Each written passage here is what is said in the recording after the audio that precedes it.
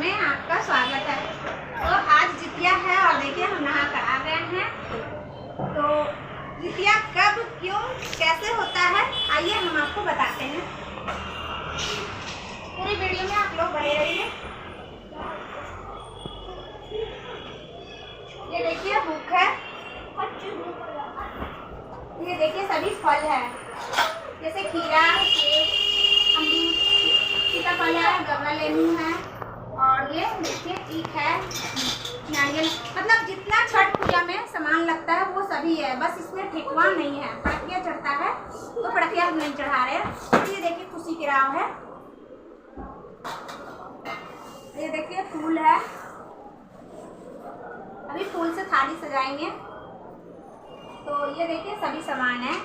अरबा चावल है, ये जितिया, ये बद्धी है, जितिया है, कपड़ा है, लाल कपड़ा लड़कों को पहनाने के लिए, ये रुई है, सिंदूर है, थोड़ी जितने पूजा में सामान लगते हैं वो सभी है। और ये दिया है, ये देखिए गंगा जल है। तो इस लोटे में गंगा जल डालकर हम लोग पूजा करेंगे। ये गिलास है पानी वगैरह रखने के लिए। और यहाँ देखिए हवन का सामान है ये। और ये जो हम रखे हैं इनको लग उसको यहाँ पे सजाकर अभी बैठाएंगे। तो मेरी वीडियो में आप लोग बने रहिए दोस्तों। और वीडियो अच्छी लगे तो लाइक सब्सक्राइब जरूर कर दीजिए। अगर कोई शिकायत हो तो ज़रूर आप लोग कमेंट कीजिए। तो देखिए दोस्तों, मेरा हस्बैंड आ गए हैं और वही पूजा कराते हैं मेरा जितिया हर साल। देखिए आ गए हैं और मेरा पूजा कराना चालू कर दिए हैं। पूजा मैंने शुरू कर दिया है। तो देखिए पहले गणेश लक्ष्मी जी का पूजा होता है, यानी गोबर गणेश का पूजा होता है। तो गोबर का मैंने गणेश जी बनाया और एक लक्ष्मी जी बगल में है दाएं साइड, उसी को मैं टीका लगा रही हूँ। देखिए इस तरह से। तो गणेश लक्ष्मी जी को टीका लगा देना है पहले, गोबर गणेश को, उसके बाद चंदन टीका और लक्ष्मी जी का सिंदूर, फिर रोड़ी। देखिए पैसा नहीं था वहाँ पे पूजा के स्थान पर, तो मैंने पैसा निकाला हाथ से और अभी गणेश जी पे चढ़ाऊँगी। तो मैंने चढ़ा दिया गणेश जी पर, और मकुंदाना भी मैंने चढ़ा दिया, दुब्बी भी चढ़ा दिया है। तो इस तरह से देखिए मैं फूल भी चढ़ा दूँगी गणेश जी को। पहले कहीं भी कोई भी पूजा होता है तो सबसे पहले गणेश जी का पूजा होता है। तो जितिया पूजा भी हम करते हैं तो सबसे पहले गणेश जी का पूजा करते हैं, गणेश और लक्ष्मी जी का।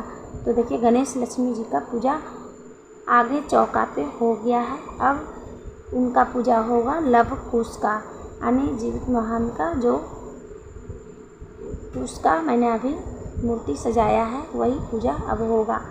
तो देखिए मैंने एक गिलास पानी रख दिया है, एक लोटा, और उस लोटे में मैंने चावल डाल दिया था। और ये देखिए फूल मैंने इस लोटे में देखिए मैं टीका लगा रही हूँ, रोड़ी का या सिंदूर का आप लोटे में टीका लगा सकते हैं। ये देखिए मैंने उस पर एक प्लेट रख दिया है और उस पर चावल रख दिया है, क्योंकि मैं वहाँ पे दिया जलाऊंगी, घी का दिया। अभी मैं सारे फल में टीका लगा लगा कर फल को मैं जल्दी जल्दी, मेरे और मेरा हस्बैंड दोनों मिलकर दाएं साइड बाएं साइड मूर्ति के दोनों साइड फल सजा देना है। सभी फल को टीका लगा लगा कर सजाना है, जैसे नारियल, केला, खीरा और सीताफल है, सेब है।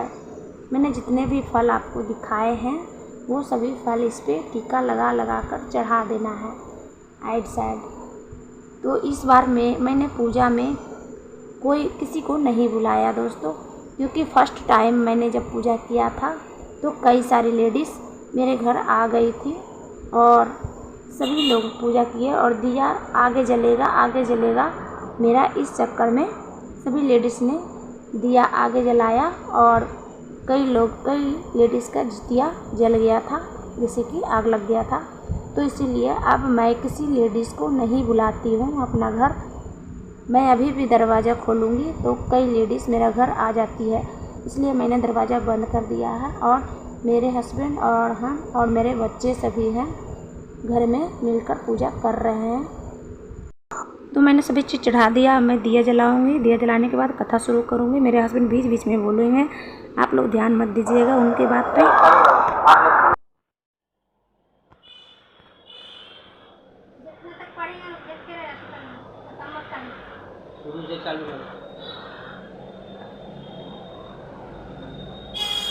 एक बार नैमिषारण्य के निवास ऋषि मुनियों ने संसार के कल्याणार्थ सूत जी से सरल कलिकाल में लोगों के बालक किसी दीर्घायु होंगे तो कहिए। सूत जी बोले, जब द्वापर का अंत हुआ तो कलयुग का आरंभ हुआ। उसी समय बहुत सी शौक स्त्रियों ने आपस में सलाह की कि क्या इस कलिकाल में जीवित पुत्र रहते मर जाएंगे। जब वह आपस में निर्णय नहीं ले सके तो गौतम जी के पास पूछने के लिए गई। ये देखिए गौतम जी है यहाँ पे चित्र।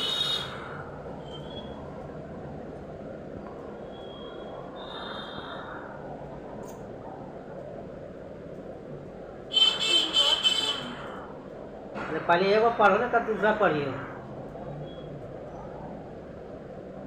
तो उस समय गौतम जी अनंत के साथ बैठे थे। उनके सामने जाकर उन्होंने मस्तक झुकाकर प्रणाम किया। तत्यांतर स्त्रियों ने पूछा, हे प्रभु, इस कलयुग में इस तरह से बात सुनकर गौतम जी बोले, आपस में वही बात कहूँगा जो मैं पहले सुन रखी हूँ।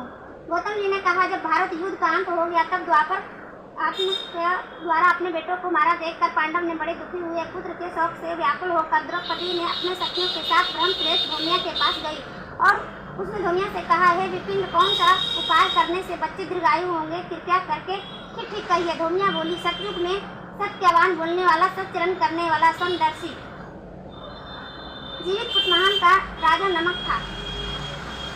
एक बार वह अपनी स्त्री के साथ अपनी ससुराल गया, वहीं रहने लगा। एक दिन आधी रात के समय पुत्र के शोक में से व्याकुल हुई स्त्री रोने लगी, क्योंकि वह अपने बेटे के दर्शन से निराश हो चुकी थी। उसका पुत्र मर चुका था। वह रोती हुई कहती थी, हाय, मुझ बूढ़ी माता के सामने मेरा बेटा मरा जा रहा है। उसका रुदन सुनकर राजा जीवित महान का तो मानो हृदय दीर्घपन हो गया।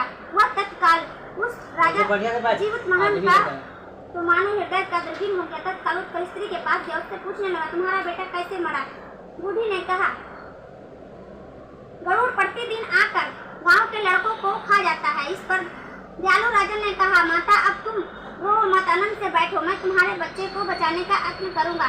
ऐसा कहकर राजा उस स्थान पर गया जहाँ गरुड़ आकर प्रतिदिन मांस खाया करता था। उसी समय गरुड़ भी उस पर टूट पड़ा और राजा के शरीर से मांस खाने लगा। जब अतिशय तेजस्वी गरुड़ राजा ने बायां अंग खा लिया तो झटपट राजा ने अपना दाहिना अंग फेर कर गरुड़ के सामने रख दिया। यह देखकर गरुड़ जी ने कहा, देवी में तुम कौन हो? तुम मनुष्य तो नहीं जान पड़ते हो। अच्छा, अपना जन्म और कुल का बताओ। पीड़ा से व्याकुल मानव राजा ने कहा, हे पक्षीराज, इस तरह का प्रश्न करना व्यर्थ है, तुम अपनी इच्छा भर मांस खाओ। यह सुनकर गरुड़ रुक गया और बड़े आदर से राजा के जन्म और कुल की बात पूछने लगा। राजा ने कहा, मेरी माता का नाम सौम्या है, मेरे पिता का नाम श्रीवाहन, सूर्य वंश में मेरा जन्म हुआ है और जीवित वाहन मेरा नाम है। राजा की दयालुता देखकर गरुड़ जी ने कहा, महाभाग, तुम्हारे राजा मन में जो अभिलाषा है वह वर मांगो। राजा ने कहा, हे महाभाग, तुम्हारे मन में जो अभिलाषा है वो वर मांगो। राजा ने कहा, हे पक्षीराज, यदि आप मुझे वर देना चाहते हैं तो अपने अब तक जिन प्राणियों को खाया है वह सब जीवित हो जाए। हे स्वामी,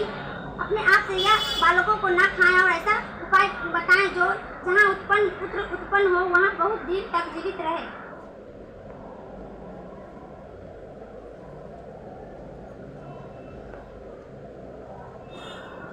वे लोग बहुत दिनों तक जीवित रहे। धौम्या ने कहा, राजा पक्षीराज, गरुड़ राजा ने वरदान देकर स्वयं अमृत के लिए नरलोक चले गए। वहाँ से अमृत लाकर उन्होंने उन मरे मनुष्य की हड्डियों पर बरसाया। ऐसा करने से लोग जीवित हो गए जिनको कि पहले गरुड़ ने खाया था। राजा का प्यार और गरुड़ कृपा से वहाँ वन बहुत कष्ट दूर हो गए। उस समय राजा के शरीर की शोभा दुगनी हो गई थी। राजा की दयालुता देखकर गरुड़ ने कहा, मैं संसार के कल्याणार्थ एक और वरदान दूंगा। आज आश्विन कृष्ण सप्तमी से रहित शुभ अष्टमी तिथि है।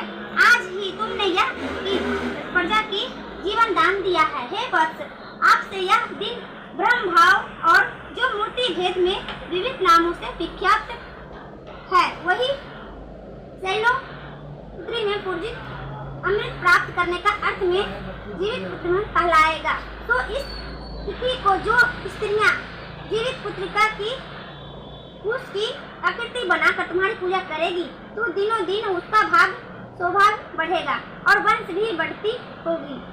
हे महाभाव, इस विषय पर विचार करने की आवश्यकता अवश्य नहीं है। हे राजा, सप्तमी से रहित उदय की स्त्री की अष्टमी को व्रत करें। यानी सप्तमी वृद्ध अष्टमी जिस दिन हो उस दिन व्रत न करें, शुद्ध अष्टमी को व्रत करें और नवमी को पालन करें। इस पर ध्यान न दिया तो फल नष्ट हो ही जाएगा, सौभाग्य तो अवश्य ही नष्ट हो जाएगा। जीवित महान को इस तरह का वरदान देकर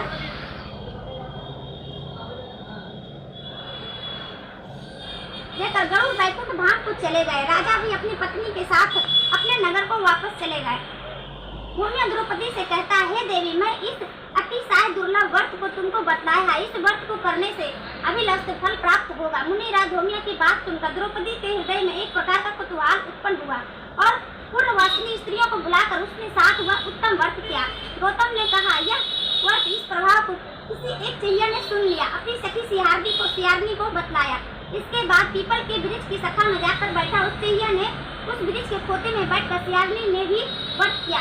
फिर वही चैया किसी उत्तम ब्राह्मण के मुंह से यह कथा सुनाई और पीपल के खोते में बैठी हुई अपनी सखी को सुनाया।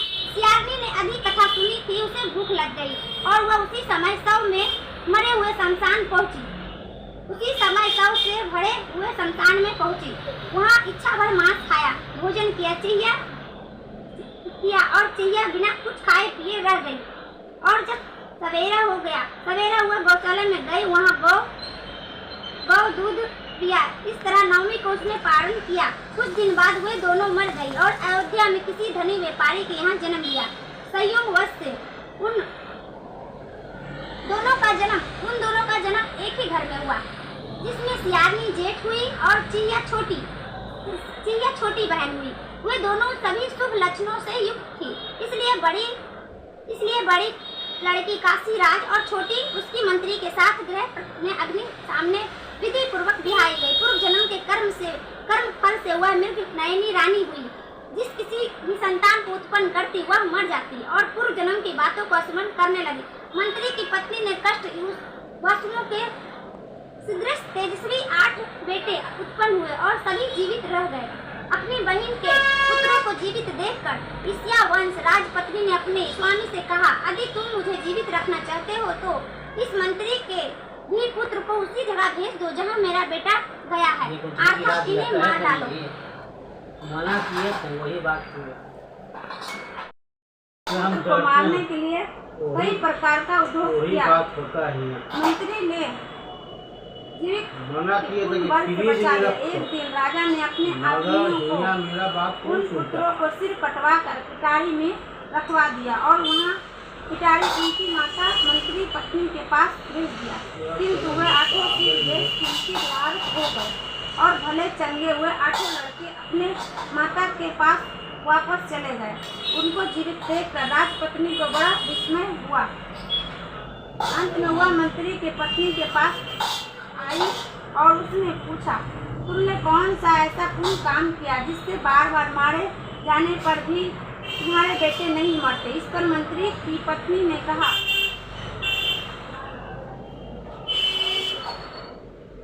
तुम पूर्व जन्म में चैया थी, तुम सियारनी, दोनों ने व्रत किया था। तुम चैया थी और मैं सियारनी, तुम दोनों ने व्रत किया। तुमने व्रत के नियमों का भाली भांति पालन नहीं किया था और मैंने किया था। इसी दोष से बहन तुम्हारे बेटे नहीं जीते हैं।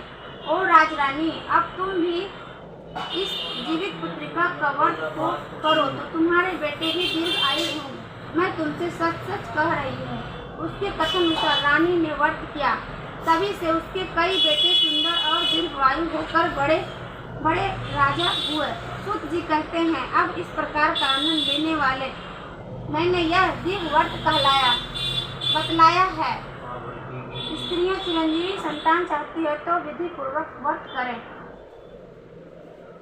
ये कथा यही समाप्त होती है।